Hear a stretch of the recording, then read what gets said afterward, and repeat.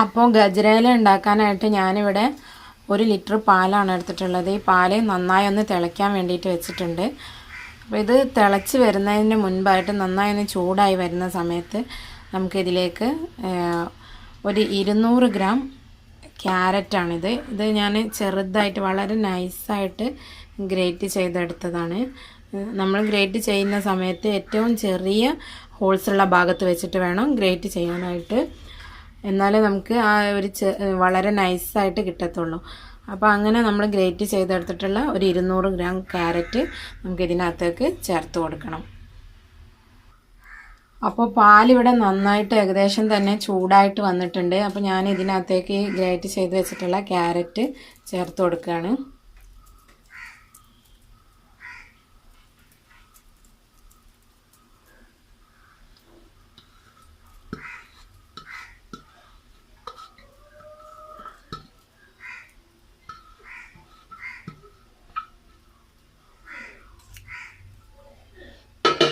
ഇനി ഇതൊന്ന് നന്നായി ഒന്ന് മിക്സ് ചെയ്ത് കൊടുക്കാം നമുക്ക്.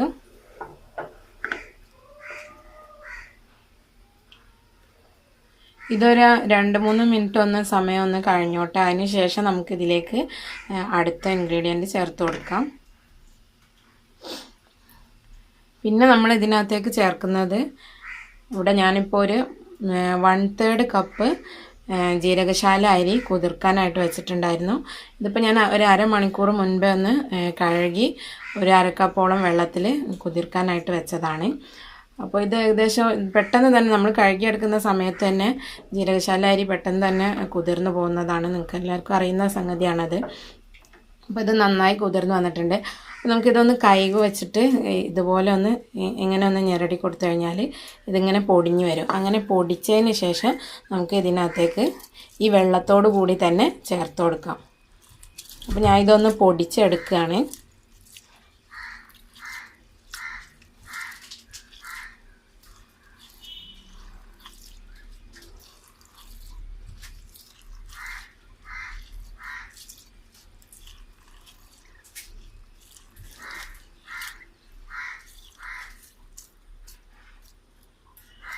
ഇനി നമുക്ക് ഞാനിപ്പോൾ അത് നന്നായി പൊടിച്ചെടുത്തിട്ടുണ്ട്. ഏകദേശം ആ ഒരു ഫുൾ പരുവത്തിൽ നിന്ന് ഒന്ന് പൊട്ടിച്ചെടുത്തിട്ടേ ഉള്ളൂ.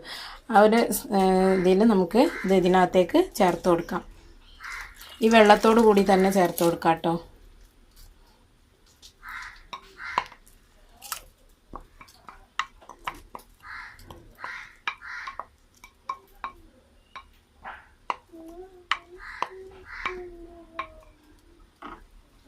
ഇനി ഇതൊന്നുകൂടെ ഒന്ന് മിക്സ് ചെയ്ത് കൊടുക്കാം. ഇനി ഇത് നന്നായി ഒന്ന് തിളച്ച് ഈ അരിയും അതുപോലെ ഈ ക്യാരറ്റും ഒക്കെ നന്നായി ഒന്ന് വെന്ത് ഉടഞ്ഞ് വരണം. അത്രയും സമയം നമ്മളിത് തിളപ്പിച്ചെടുക്കണം. അപ്പോൾ നമ്മൾ ഇടയ്ക്കിടയ്ക്ക് ഇതുപോലെ ഇങ്ങനെ ഇളക്കി കൊടുത്തുകൊണ്ടിരിക്കണം. അപ്പോൾ അരി ആയതുകൊണ്ട് പെട്ടെന്ന് തന്നെ അടിയിൽ പിടിക്കാനുള്ള ചാൻസ് ഉണ്ട്. അതുകൊണ്ടാണ് ഇങ്ങനെ ഇളക്കി കൊടുത്തുകൊണ്ടിരിക്കണം എന്ന് പറയുന്നത്. അപ്പോൾ ഇതൊന്ന് നല്ലതുപോലെ ഒന്ന് തിളച്ച് വരട്ടെ. അതുവരെ നമുക്ക് വെയിറ്റ് ചെയ്യാം. ഇപ്പോൾ നമ്മുടെ ഈ ഡെസേർട്ട് നന്നായി തിളച്ച് വരുന്നുണ്ട്. ഇനി നമുക്ക് തീ ഒന്ന് കുറച്ച് വെച്ച് കൊടുത്തിട്ട് ഇതിനൊന്ന് ഒരു 10-15 മിനിറ്റോളം കൂടെ ഇതൊന്ന് തിളച്ചൊന്ന് കുറുകി വരണം. അതിന് മുൻപായിട്ട് നമുക്ക് ഇതിലേക്ക് ഒരു നുള്ള് ഉപ്പ് ചേർത്ത് കൊടുക്കാം. നമ്മൾ ഇതിനകത്തേക്ക് ചേർക്കുന്ന ആ ഒരു മധുരം ബാലൻസ് ചെയ്യാൻ വേണ്ടിയിട്ടാണ് ഉപ്പ് ചേർക്കുന്നത്. അപ്പോൾ അരി ആയതുകൊണ്ടാണ് ഞാൻ നേരത്തെ ചേർത്ത് കൊടുക്കുന്നത്. ഒരല്പം മതി, ഒരു നുള്ള് ഇതുപോലെ ഒരു നുള്ള് ഉപ്പ് ചേർത്ത് കൊടുക്കാം. കൂടുതലൊന്നും വേണ്ട. ഒന്ന് മിക്സ് ചെയ്ത് കൊടുക്കാം. ഇനി ഇത് ഒരു 10-15 മിനിറ്റ് ഒന്ന് നല്ലതുപോലെ തിളച്ച് അത് ഒന്ന് കുറുകി ഒന്ന് തിക്കായിട്ട് വരും. ആ സമയം വരെ നമുക്കൊന്ന് വെയിറ്റ് ചെയ്യാം. അപ്പോൾ ഇത് നന്നായി തിളച്ചുകൊണ്ടിരിക്കുകയാണ്. അപ്പോൾ ഫുൾ ഫ്ലെയിമിലിട്ടിട്ട് വേണം നമ്മളിത് തിളപ്പിച്ചെടുക്കാൻ ഒരു 10-15 മിനിറ്റ്. എന്നാലേ ഇത് പെട്ടെന്ന് തന്നെ കുറുകി വെന്ത് വെട്ടുകയുള്ളൂ നമുക്ക്.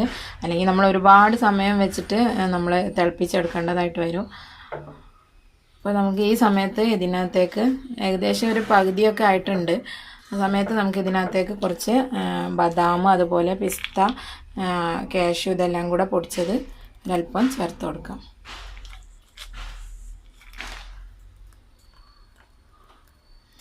കൂടുതൽ വേണ്ടവർക്ക് കൂടുതൽ ചേർക്കാം കേട്ടോ. ഞാനിപ്പോൾ ഒരു 2-3 ടേബിൾ സ്പൂണോളം ചേർത്തിട്ടുള്ളൂ.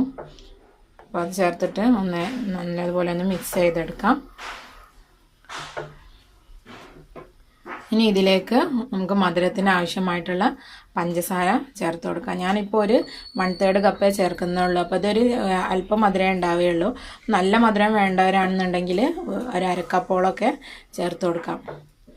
ഞാനിത് ഇതിനകത്തേക്ക് ചേർത്ത് കൊടുക്കുന്നുണ്ട്.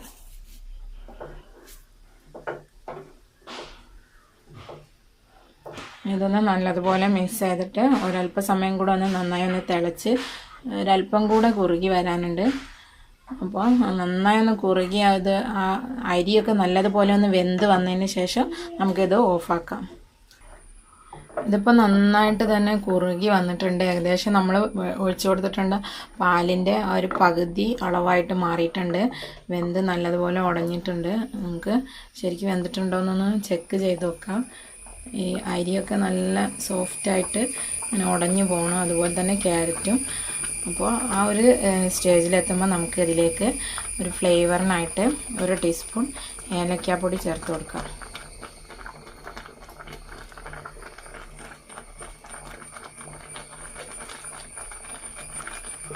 നല്ലതുപോലെ ഒന്ന് മിക്സ് ചെയ്ത് കൊടുക്കാം. അപ്പോൾ ഞാനിതെല്ലാം ഇവിടെ നന്നായി മിക്സ് ചെയ്തെടുത്തിട്ടുണ്ട്. ഇത് നമുക്ക് ഉദ്ദേശിച്ച ആ ഒരു കൺസിസ്റ്റൻസിയിൽ എത്തിയിട്ടുണ്ട്. നല്ലതുപോലെ തന്നെ ഒരു തിക്കായിട്ട് നമ്മൾ ഒരു സ്പൂൺ വെച്ച് കോരി കുടിക്കാൻ പറ്റുന്ന അത്രയും തിക്കായിട്ടാണ് ഞാനിത് ഉണ്ടാക്കിയിട്ടുള്ളത്. നിങ്ങൾക്ക് ഇത്രയും തിക്നെസ് വേണ്ടാന്നുണ്ടെങ്കിൽ ഇത്രയും സമയം വെച്ച് തിളപ്പിച്ചെടുക്കേണ്ട ആവശ്യമില്ല.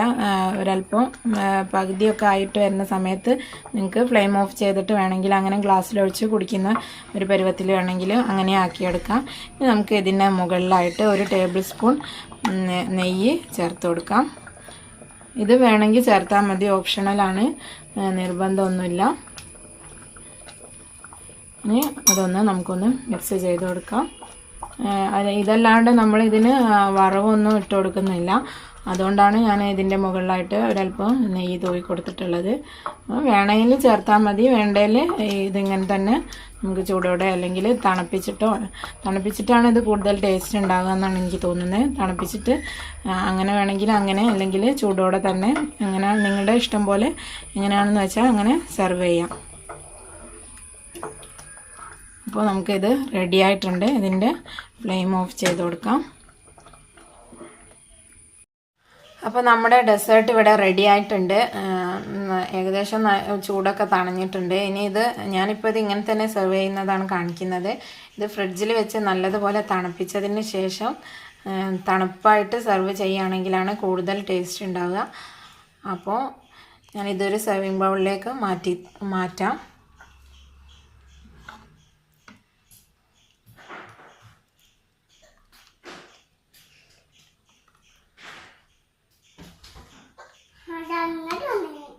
ഞാനിത് 2 ബൗളിലേക്ക് എടുത്തിട്ടുണ്ട്. നമുക്കിത് സെർവ് ചെയ്യുന്ന സമയത്ത് വേണമെങ്കിൽ ജസ്റ്റ് ഒരു സജഷൻ മാത്രമാണ്. ഇതിൻ്റെ മുകളിൽ ഒരല്പം ചോപ്പ് ചെയ്ത ബദാമും കാഷ്യും ഒക്കെ ഒരല്പം വേണമെങ്കിൽ ഒന്ന് സ്പ്രെഡ് ചെയ്ത് കൊടുക്കാം. നിർബന്ധമൊന്നുമില്ല, അല്ലെങ്കിൽ അങ്ങനെ തന്നെ സെർവ് ചെയ്താലും മതി. അപ്പോൾ നമ്മുടെ ടേസ്റ്റി ആയിട്ടുള്ള ഈദ് സ്പെഷ്യൽ ഡെസേർട്ട് ഗജ്രേല ഇവിടെ റെഡി ആയിട്ടുണ്ട്. ഈ റെസിപ്പി നിങ്ങൾക്ക് ഇഷ്ടമായിട്ടുണ്ടാവുമെന്ന് കരുതുന്നു. വീഡിയോ ഇഷ്ടമായിട്ടുണ്ടെങ്കിൽ ഷെയർ ചെയ്യാനും ലൈക്ക് ചെയ്യാനും മറക്കരുത്. അതുപോലെ എൻ്റെ വീഡിയോ ആദ്യമായിട്ട് കാണുന്ന ഒരാളാണെന്നുണ്ടെങ്കിൽ ചാനൽ സബ്സ്ക്രൈബ് ചെയ്യാനും മറക്കരുത് കേട്ടോ. ഇതുവരെ സബ്സ്ക്രൈബ് ചെയ്തിട്ടില്ലാത്ത ഒരാളാണെങ്കിൽ സബ്സ്ക്രൈബ് ചെയ്യാൻ മറക്കരുത്. അപ്പോൾ ഇൻഷാ അല്ലാഹ് മറ്റൊരു വീഡിയോ ആയിട്ട് നെക്സ്റ്റ് എപ്പിസോഡിൽ കാണാം. Thank you for watching.